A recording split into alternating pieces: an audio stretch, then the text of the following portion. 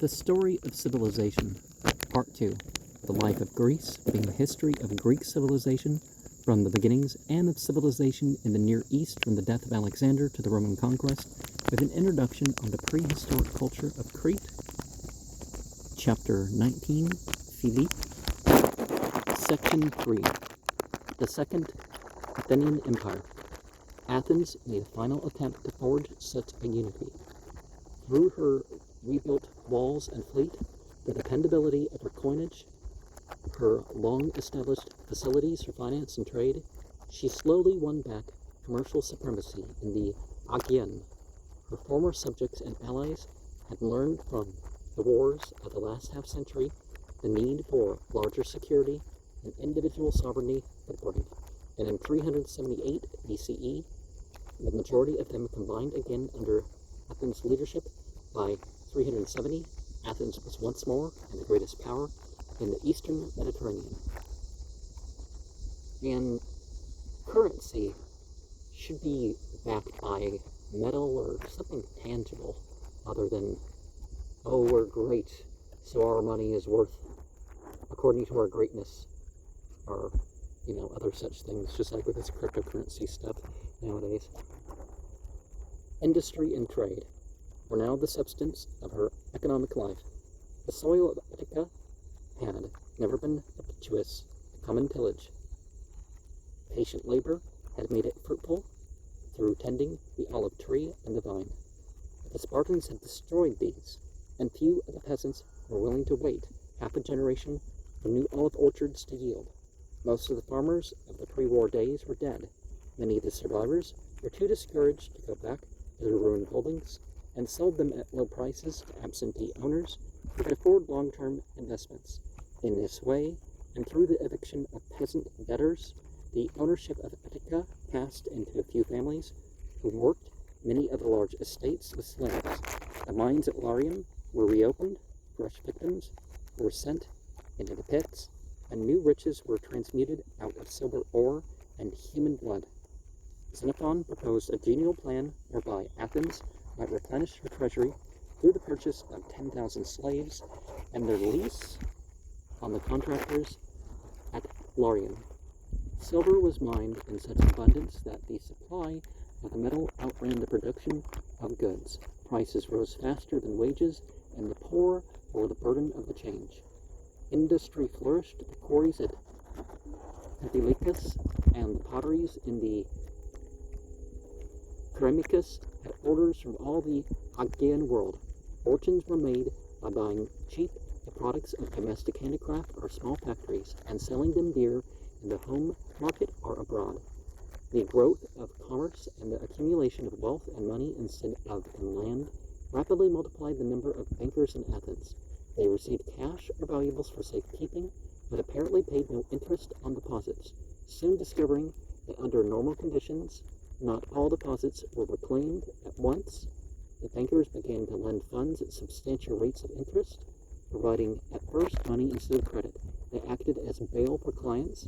They made collections for them, and they lent money on the security of land, of precious articles, and helped to finance the shipment of goods through their aid, and even more through speculative loans by private individuals.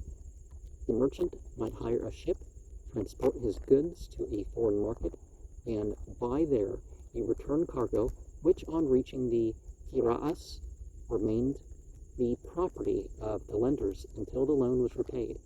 As the 4th century progressed, a real credit system developed.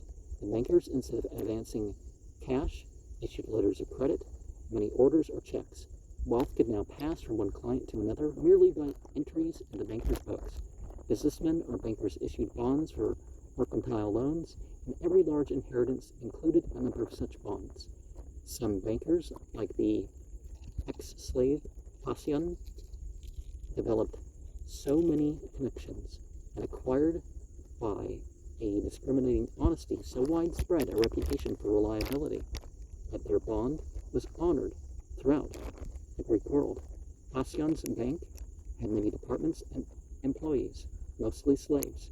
It kept a complex set of books in which every transaction was so carefully recorded that these accounts were usually accepted in court as indisputable evidence. Bank failures were not uncommon, and we hear of panics in which bank after bank closed its doors. And probably before this video gets publicly released, some of that's going to happen in my country.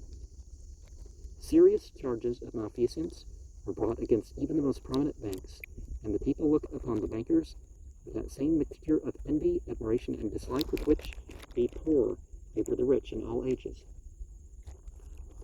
The change from landed to movable wealth produced a feverish struggle for money, and the Greek language had to invent a word, platonexia, to denote this appetite for more and more, and another word,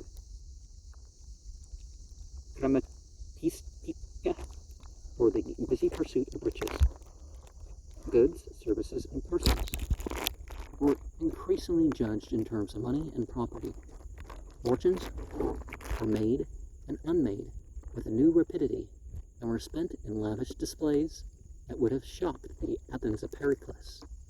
The nouveau riches, the Greeks had a name for them, neoplatoi, built gaudy houses, bedecked their women with costly robes and jewels, spoiled them with a dozen servants, and made it a principle to feed their guests with none but expensive drinks and foods. In the midst of this wealth, poverty increased, for the same variety and freedom of exchange that enabled the clever to make money allowed the simple to lose it faster than before. Under the new mercantile economy, the poor were relatively poorer than in the days of their serfdom on the land. In the countryside, the peasants laboriously turned their sweat into a little oil or wine. In the towns, the wages of free labor were kept down by the competition of slaves. Hundreds of citizens depended for their maintenance upon the fees paid for attendance at the assembly or the courts. Thousands of the population had to be fed by the temples or the state. The number of voters, not to speak of the general population, who had no property, was in 431, some 45% of the electorate. In 355, it had mounted to 57%. The middle classes, which had provided their aggregate number and power, a balance between the aristocracy and the common, lost much of their wealth and could no longer mediate between the rich and the poor, between an unyielding conservatism and a utopian radicalism. Athenian society divided itself into Plato's two cities, one the city of the poor, the other of the rich. The one at war with the other, the poor schemed to despoil the rich by legislation or revolution. The rich organized themselves for protection against the poor. The members of some oligarchic clubs, says Aristotle, took a solemn oath: I will be an adversary of the people, i.e. the commons, and in the council I will do it all the evil that I can. The rich have become so unsocial, writes Socrates in about 366 BCE, that those who own property would rather throw their possessions into the sea and lend aid to the needy, while those who are in poorer circumstances would less gladly find a treasure than seize the possessions of the rich. And, well, both the poor and the rich have rights in regards to each other, so they're doing this class warfare garbage more and more since this book has been released. In this conflict, more and more of the intellectual classes took the side of the poor. They disdained the merchants and the bankers whose wealth seemed to be in inverse proportion to their culture and taste. Even rich men among them, like Plato, began to flirt with the communistic ideas. Now, communism actually tends to take less care of the poor in a society that it runs on meritocracy and encourages charity. Pericles had used colonization as a safety valve to reduce the intensity of class struggle. That Dionysius controlled the west. Macedonia was expanding in the north, and Athens found it ever more difficult to conquer and suddenly lost. Finally, the poor citizens captured the assembly and began to vote the property of the rich into the coffers of the state for redistribution among the needy and the voters through the state enterprises and fees. Nowadays, they've come up with a way that the poor pay the taxes of the rich. In my country, that's usually the case. The politicians strained their ingenuity to discover new sources of public revenue. They doubled the indirect taxes, customs, dues on the imports and exports, and the 100th on real estate transfers. They continued the extraordinary taxes of wartime and of peace. They appealed for voluntary contributions and laid upon the rich ever new opportunities, liturgies, to finance public enterprises. From their private funds, they resorted every now and then to confiscations and expropriations, and they broadened the field of property income tax to include lower levels of wealth. Any man burdened with the liturgy could by law compel another to take it over if he could prove that the other was wealthier than he, and had borne no liturgy within 2 years. To facilitate the collection of revenue, the taxpayers were divided into 100 summaries, co-sharers.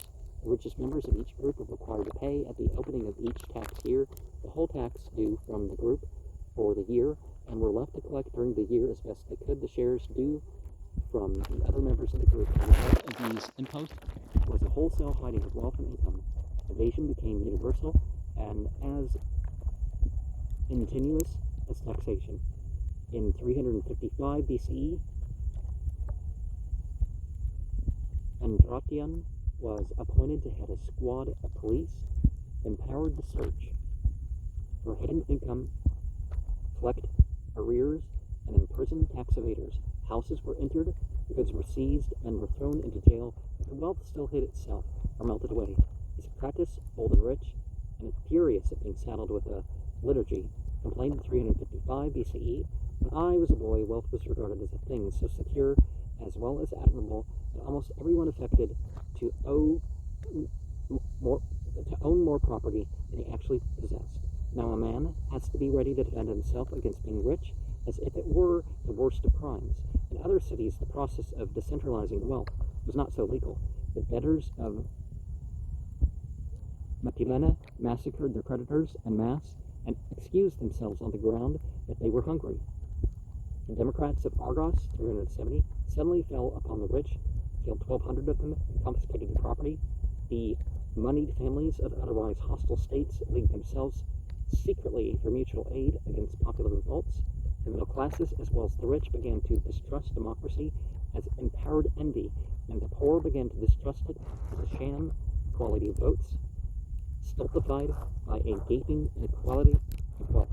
The increasing bitterness of the class war left Greece, internally as well as internationally divided, when Philip pounced down upon it, and many rich men in the Greek cities welcomed his coming as the alternative to revolution.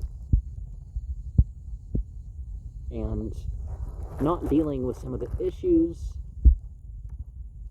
and the spread of the Greek culture throughout Europe definitely led to the pogroms and crusades,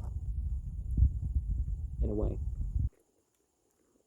Well, it was adapted into it anyways, it wasn't a complete thing, but moral disorder accompanied the growth of luxury and the enlightenment of the mind. The masses cherished their superstitions and clung to their myths. What were considered to be the gods of Olympus were dying, but new ones were being born.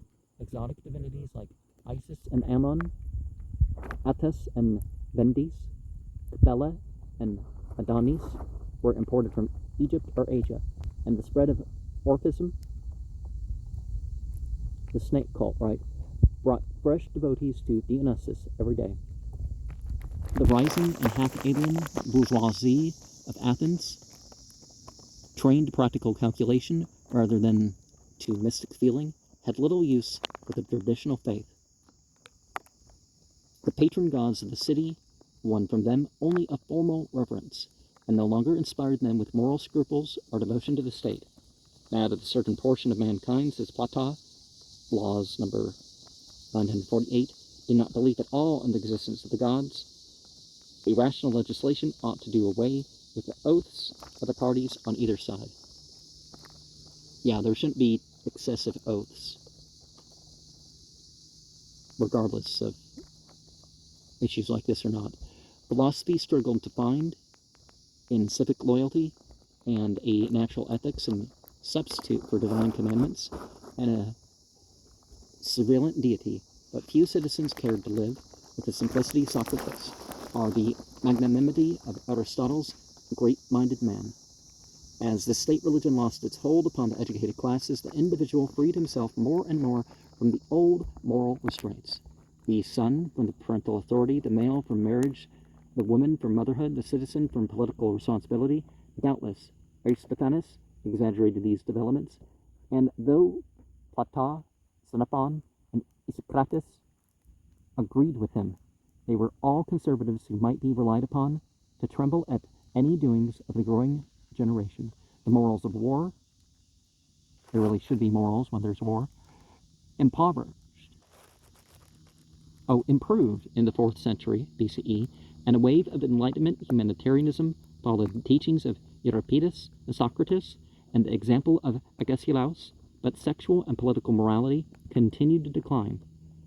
Bachelors and courtesans increased in fashionable cooperation, and free unions gained ground on legal marriage. Is not a concubine more desirable than a wife? Asks a character in a 4th century comedy. The one has on her side the law that compels you to retain her, no matter how displeasing she may be. The other knows that she must hold a man by behaving well, or else look for another. So Praxiteles and then Hyperides lived with Phronea, Aristippus with Lais, Scipipo with Nicarete, Lysias with Metaneira, the austere Isocrates with Lagiscium, the young men, says Pompus, with a moralist exaggeration, spend all their time among flute girls and courtesans. Those who were a little older devoted themselves to gambling and profligacy, and the whole people spent more on public banquets and entertainments than on the provision necessary for the well-being of the state. Well, the funds of the populace really should be mostly for the populace. I mean, might be better if they gave them charity or developed or something, but, you know. The voluntary limitation of the family was the order of the day, whether by contraception, by abortion, or by infanticide. Those things go back further than people think they do. Aristotle notes that some women prevented conception by anointing that part of the womb upon which the seed falls with oil of cedar or ointment of lead, or frankincense commingled with olive oil. On a similar use of olive oil in our own times, see Hembett's Medical History of Contraception. The lead in particular, that's got to be problematic and a half, right? The old families were dying out. They existed as Isocrates only in their tombs. The lower classes were multiplying, but the citizen class in Attica had fallen from 43,000 in 431 BCE to 22,000 in 400 BCE and 21,000 in 313. The supply of citizens for military service suffered a corresponding decrease, partly from the dysgenic carnage of war, partially from the reduced number of those who had a property stake in the state, partly from unwillingness to serve. The life of comfort and domesticality of business and scholarship had replaced the Periclean life of exercise, martial discipline, and public office. Athletics were professionalized. The citizens who, in the 6th century, had crowded the Palastra and the Gymnasium were now content to exert themselves vicariously by witnessing professional exhibitions. Popular as, the public health falls down.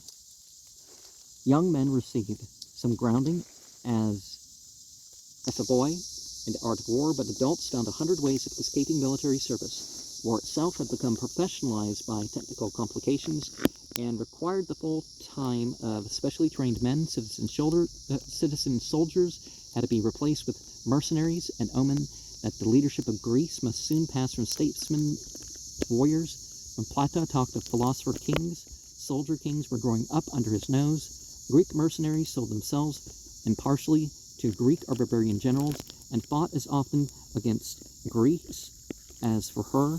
The Persian armies that Alexander faced were full of Greeks. Soldiers shed their blood, now not for a fatherland, but for the best paymaster that they could find, making honorable exceptions for the archonship of Euclides, 403, and the financial administration of Lycurgus, 338-326. The political corruption and turbulence that had followed the death of Pericles continued during the 4th century.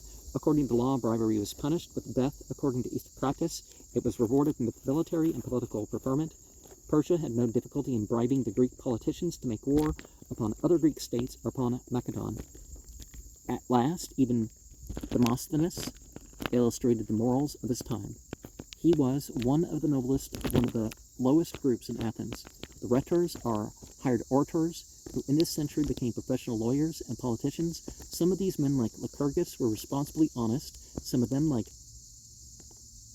Hyperides, were gallant. Most of them were no better than they had to be. If we may take Aristotle's word for it, many of them specialized in invalidating wills. Several of them laid up great fortunes through political opportunism and reckless demagogy. Rhetors divided into parties and tore the air with their campaigns. Each party organized committees, invented catchwords, appointed agents, and raised funds. Those who paid the expenses of all this frankly confessed that they had expected to reimburse themselves doubly. As politics grew more intense, patriotism waned. The bitterness of faction absorbed public energy and devotion and left little for the city. And people are talking like putting one's own country first is like somehow just a personal thing of somebody, right? That citizens should be hired first and other sort of things.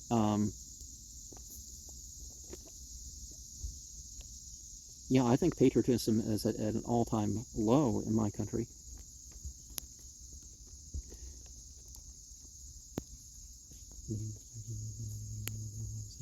The constitution of Cleisthenes and the individualism of commerce and philosophy had weakened the family and liberated the individual.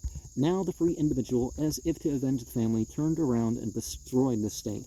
In or near 400 BCE, the triumphant Democrats, to ensure the presence of the poorer citizens at the ecclesia, and thereby to prevent its domination by the propertied citizens, extended state payment to attendance at the assembly. Now, ecclesia is a word that includes more than the sort of family that you can't marry and one's spouses, that sort of thing. So that word, you know, that's the word that's often rendered as church in the Bible. It's more of a broad thing than that. So the injustice of a couple passages is even worse, right? Basically forbidding women from speaking in public. Anyways, I mean, I'm not agreeing with that. I'm just saying that that's what the Bible says there. And translating the church emphasizes a worship of Jesus that wasn't as much of the emphasis, because church comes from the idea of hero, shrine, and there's Greek combinations of words that can get you in that direction, though. But at first, each citizen received an obol, 17 cents, 1938 US. As the cost of living rose, this was increased to 2 obols, then to 3, and in Aristotle's time, it stood at a drachma, $1, 1938 US, per day. It was a reasonable arrangement, for the ordinary citizen, towards the end of the 4th century, earned a drachma and a half for a day's work. He could not be expected to leave his employment without some recompense. The plan soon gave the poor a majority in the assembly. More and more the well-to-do, despairing of victory, stayed home. It was of no use that a revision of the Constitution in 403 BCE confined the powers of legislation to the body of 5 amathetai, or lawmakers, selected from the citizens, chosen by lot for jury service. This new group also inclined to the side of the commons, and its interposition lowered the prestige and authority of the more conservative council. Perhaps in consequence of the payment for the attendance, the level of intelligence in the assembly seems to have fallen in the 4th century BCE, though our authorities for this are prejudiced reactionaries like Aristophanes and Plato. Isocrates thought that the assembly should be paid by Athens' enemies to meet frequently, since it made so many mistakes. These mistakes cost Athens both her empire and her freedom. The same lust for power and wealth that had undermined the first confederacy now wrecked the second. After the fall of Sparta at Eupatora, Athens felt that it might again stand. In organizing the new empire, she had pledged herself not to permit the appropriation of land outside Attica by Athens' subjects. Now, she conquered Samos, a Thracian, Chresnes, and the cities of Pydna, Patidaa, and Methone on the coast of Macedonia and Thracia, and colonized them with Athenian citizens. The allied states protested, and many of them withdrew from the confederation. Methods of coercion and punishment that had been used and had failed in the 5th century were used and failed again. In 357 BCE, Kos, Rhodes, Byzantium declared a social war of rebellion when 2 of Athens' ablest generals, Timotheus and Iphicrates, judged it unwise to give battle in a storm to the rebel fleet in the Hellespont, and the assembly indicted them for cowardice. Timotheus was fined the impossible sum of 100 talents, 600,000, 1938 US dollars, and fled. Iphicrates was acquitted but never served Athens again. The rebels fought off all attempts to subdue them, and in 355 Athens signed a peace acknowledging their independence. The great cities were left without allies, without leaders, without funds, and without friends. Possibly subtler factors entered into the weakening of Athens. The life of thought endangers every civilization that it adorns. In the earlier stages of a nation's history, there is little thought, action flourishes, men are direct, uninhibited, frankly pugnacious, and sexual. As civilization develops and customs, institutions, laws, and morals more and more restrict the operation of natural impulses, action gives way to thought, achievement to imagination, directness to subtlety, expression to concealment, cruelty to sympathy, belief to doubt. The unity of character common to animals and primitive man passes away. Behavior becomes fragmentary and hesitant, conscious and calculating. The willingness to fight subsides into a disposition to infinite argument. Few nations have been able to reach intellectual refinement and aesthetic sensitivity without sacrificing so much in virility and unity that their wealth presents an irresistible temptation to